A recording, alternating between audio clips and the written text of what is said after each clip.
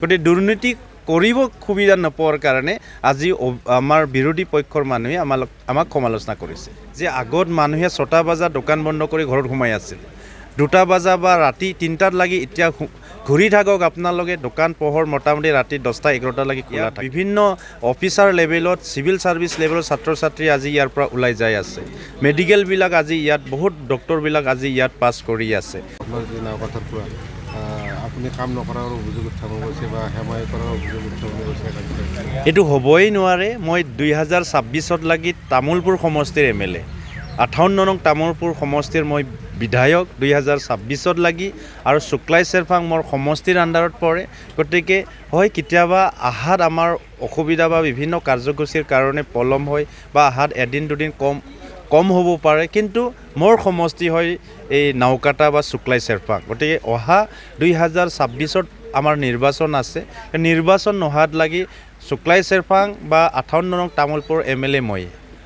যিহেতু বিৰোধী দলৰ ব্যৰ্থতাৰ বিৰুদ্ধে উত্থাপন কৰিছে অভিযোগ, প্ৰমোদপুৰৰ চৰকাৰ চলাব পৰা নাই, দুটাকে ইয়াম কাটি এতিয়া ইয়ামৰ চৰকাৰখন পুনৰ কেবিনেট বঢ়াব পৰা নাই বুলি অভিযোগ উত্থাপন কৰিছে। কি চৰকাৰৰ প্ৰতি যিহেতু আমি দায়িত্বশীল এটা চৰকাৰ, দায়িত্বশীল ব্যক্তিসকলে ইয়াত দায়িত্ব লৈ কাম কৰি আছোঁ।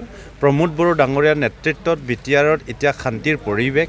যিসকলে আমাক সমালোচনা কৰিছে, সমালোচনা কৰিব পাৰে, সমালোচনা কৰাটো সকলোৰে অধিকাৰ আছে, কিন্তু আজি আমি BTR অঞ্চলৰ শান্তিৰ এটা পৰিৱেশ দিছোঁ আৰু আগলৈও আমি এই শান্তি পৰিৱেশ ইয়াত ৰখাটো আমাৰ প্ৰতিশ্ৰুতি, ৰাইজক আমি দিয়াটো এইটো আমাৰ প্ৰতিশ্ৰুতি। গতিকে সৰু সুৰা অলপ চলপ সমালোচনা হ'ব, এই সমালোচনাবিলাক আমি চাইছোঁ, গ্ৰহণ কৰিছোঁ, আৰু আমি BTRখন আগবাঢ়ি লৈ যোৱাৰ কাৰণে কাম কৰি আছোঁ। আপোনালোকে দেখা পাব যে আগত মানুহে 6টা বজাত দোকান বন্ধ কৰি ঘৰত সোমাই আছিল, 2টা বজা বা ৰাতি 3টাত লাগি এতিয়া ঘূৰি থাকক আপোনালোকে দোকান পোহৰ মোটামুটি ৰাতি 10টা 11টা লাগি খোলা থাকে। ইয়াত বিভিন্ন অফিচাৰ লেভেলত চিভিল ছাৰ্ভিচ লেভেলৰ ছাত্ৰ ছাত্ৰী আজি ইয়াৰ পৰা ওলাই যাই আছে, মেডিকেলবিলাক আজি ইয়াত বহুত ডক্টৰবিলাক আজি ইয়াত পাছ কৰি আছে। তো আজি ভাল এটা পৰিৱেশ। গতিকে যিসকলে আগৰ চৰকাৰৰ দিনত দুৰ্নীতি কৰিছিল তেখেতসকলে ইয়াতে দুৰ্নীতি কৰিব বিচাৰিছে। গতিকে দুৰ্নীতি কৰিব সুবিধা নোপোৱাৰ কাৰণে আজি আমাৰ বিৰোধী পক্ষৰ মানুহে আমাক সমালোচনা কৰিছে।